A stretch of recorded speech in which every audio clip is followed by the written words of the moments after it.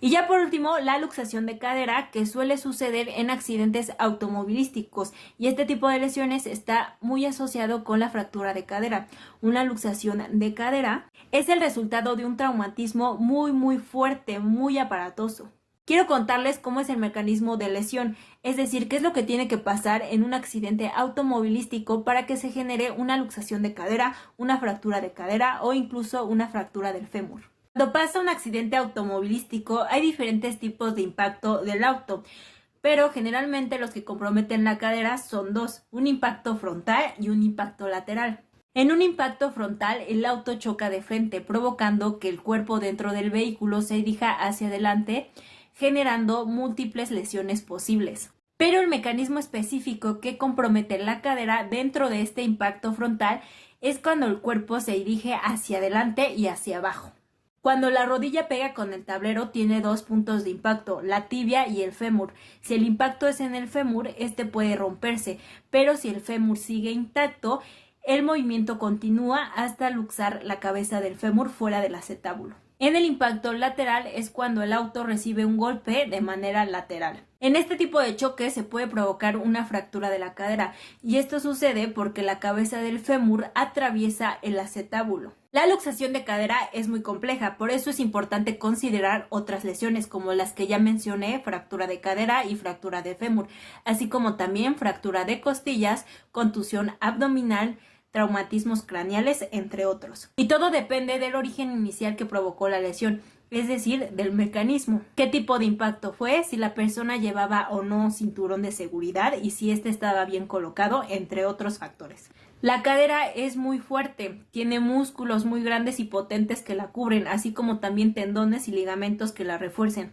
Entonces es muy difícil que ésta se luxe, a menos que ocurra un accidente automovilístico, pero llegan a existir otros factores. Por ejemplo, si la persona está sentada con el muslo cruzado y recibe un impacto o un golpe en la rodilla, esto provocaría que la cabeza del fémur se salga de la cavidad articular, provocando una luxación posterior de la cadera.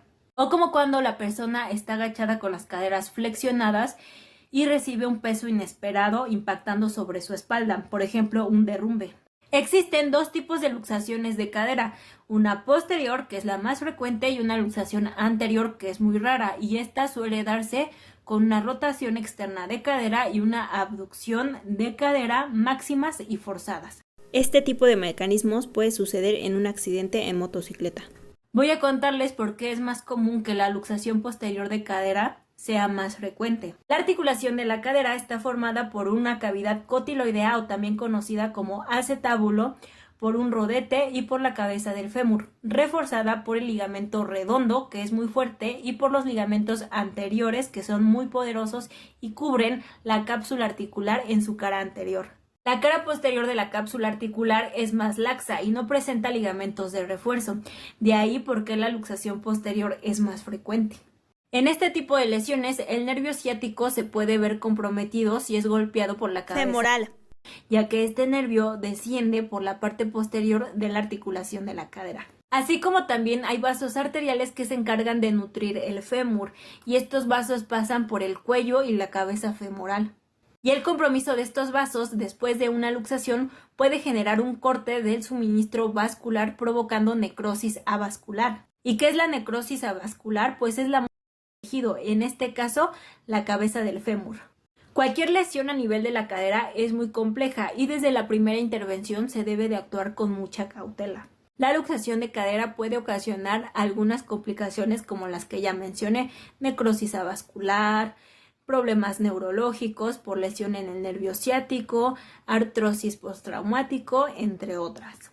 Cualquier lesión de la cadera es una emergencia. Esta articulación es muy grande, tiene muchas estructuras, aparte de estructuras óseas y de tejido blando, por ahí pasan muchísimos nervios y muchos vasos sanguíneos que pueden comprometer la vida de una persona. Por eso es importante al momento de tratar o de intervenir tener una buena técnica, ser oportunos y rápidos.